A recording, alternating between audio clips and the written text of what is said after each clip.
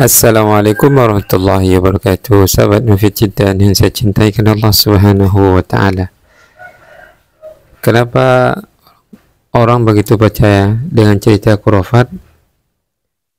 Maka di sini kita akan membahas terkait asal muasal nama khurafat tersebut. Disebutkan dalam kitab Lisanul Arab jilid ke-9 halaman 65. Asal muasal khurafat dijelaskan oleh Ibnu Mandur rahimahullah. Beliau berkata, wal khurafatul hadithul mustamlihu minal kadhibi wa qulu hadithun khurafah. Khurafat adalah cerita yang dibumbui dengan kedustaan, kemudian tersebarlah di lisan-lisan manusia ceritanya khurafat. Jadi ingat ya teman-teman, yang cerita khurafat itu adalah cerita yang dibumbui dengan kedustaan. Ada bumbu kedustaan di situ, kemudian tersebar di telinga masyarakat dan diceritakan ulang. Atas kenapa dinamakan khurafat? Ibnu Kalbi menyebutkan tentang perkataan sebagian orang ceritanya khurafat. Jadi bahwa khurafat tersebut teman-teman adalah nama seseorang dari Bani Udrah atau Bani Juhainah, yang mana si khurafat ini mengaku pernah dicuri jin, tetapi kemudian ia dapat kembali ke kampungnya. Ia pun bercerita, ya, si khurafat ini bercerita tentang pengalamannya. Itu sampai membuat banyak orang takjub, heran, bukan kepalang. Ya.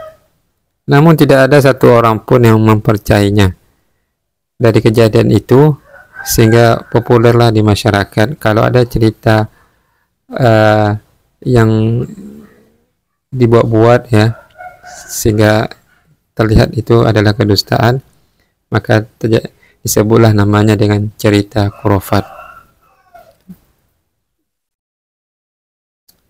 Jadi sudah dapat gambaran teman-teman ya kenapa dinamakan khurafat. Jadi ringkasnya adalah cerita khurafat itu adalah yang banyak dibumbui kebohongan sehingga orang-orang yang mendengar itu terheran-heran. Di masyarakat yang mayoritas muslim ada juga kita dengar cerita-cerita khurafat yang senang didengar masyarakat, seperti cerita kuburan wali fulan mengeluarkan cahaya, atau mengaku bertemu langsung dengan roh Nabi Muhammad SAW. Kalau di alam mimpi bisa kita percaya, bisa kita tidak percaya. Namun bisa kita tolak jika orang ini terkenal suka bohong atau tidak menampakkan akhlak yang baik, tidak terlihat dia itu beramal sesuai dengan sunnah Nabi SAW, istiqomah dalam menjaga akidahnya, ibadahnya sesuai sunnah.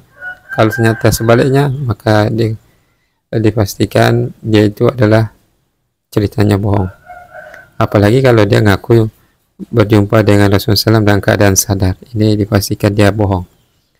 Atau dia ngaku bertemu dengan Nabi Khidir, mengaku bertemu dengan roh orang soleh, atau cerita pengalaman spiritual berbau mistis lainnya yang sering dilabeli karomah, sehingga banyak orang-orang tertipu dan percaya dengan dia. Ya, ujung-ujungnya apa? Banyak yang datang ke dia ngalap berkah. Oh ya, dan efek sampingnya apa? Dapatlah dunianya seperti uang. Oh ya, lantas kenapa banyak orang yang begitu percaya dengan cerita-cerita khurafat? Para ulama menyebutkan penyebabnya tidak lain karena tentu lemahnya ilmu, tersebarnya kejahilan, jauhnya masyarakat dari akidah tauhid yang benar.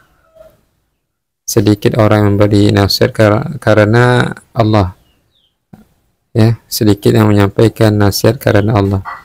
Jadi dikarenakan tamak harta, atau menginginkan kedudukan, atau menginginkan popularitas, atau khawatir dijauhi, dan alasan lainnya, bukan karena Allah, tidak mau menyampaikan.